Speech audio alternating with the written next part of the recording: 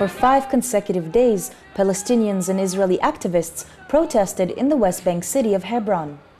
Originally, demonstrations were scheduled for February 25th, but after Israeli Prime Minister Benjamin Netanyahu announced his new heritage plan, protests spontaneously sprung up and continued till the weekend.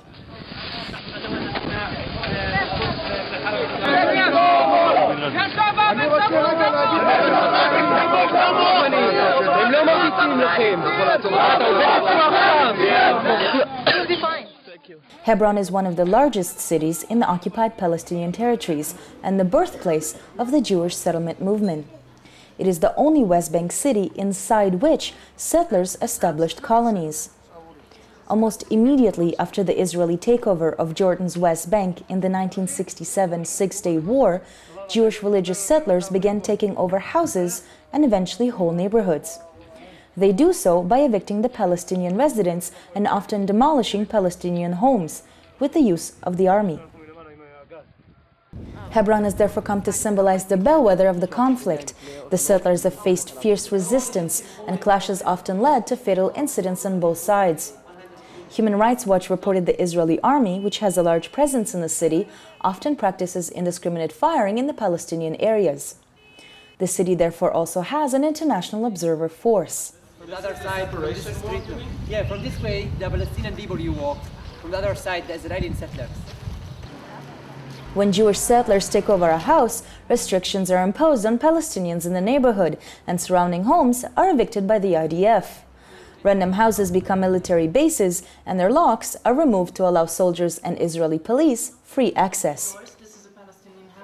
From the Jewish side, every day not allowed from the people Arab you go to the Jewish side. So only from holiday the people Muslims you go from the Jewish side.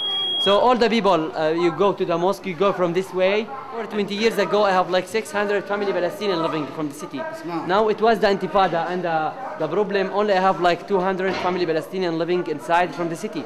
And every day the Israeli settlers do dirty water, rubbish, glass from the people Arab you walk from the market.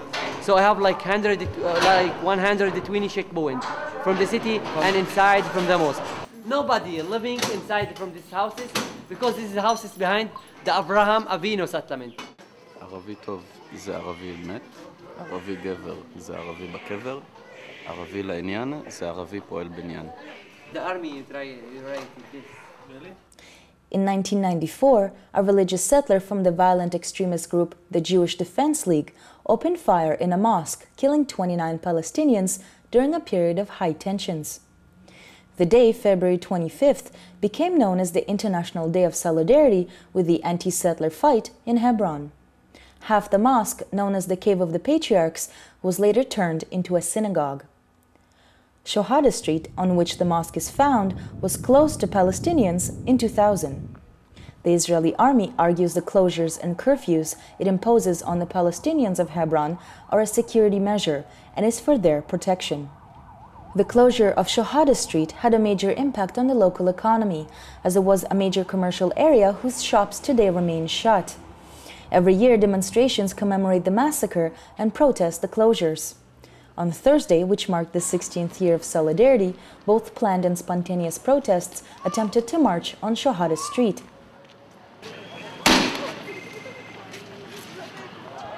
They were met with tear gas and shot grenades.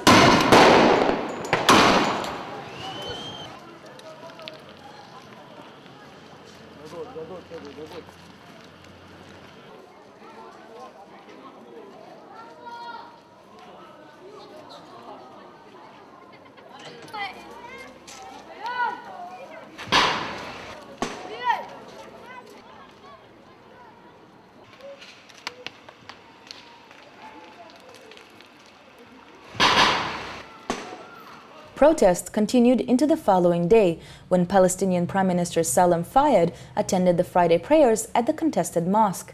Palestinian dissent and army repression is predicted to continue escalating, as Netanyahu announced last week his administration will be starting major restorations as part of the Tamar, or Heritage Infrastructure Plan. Under the plan, Netanyahu will be classifying dozens of national and holy sites as Israeli heritage, as a way to celebrate what the Prime Minister referred to as the Zionist period. Among them is the Cave of the Patriarchs, where the mosque massacre took place 16 years ago. Some Israeli security officials called the move to include West Bank sites in the plan a mistake, saying it will only escalate tensions.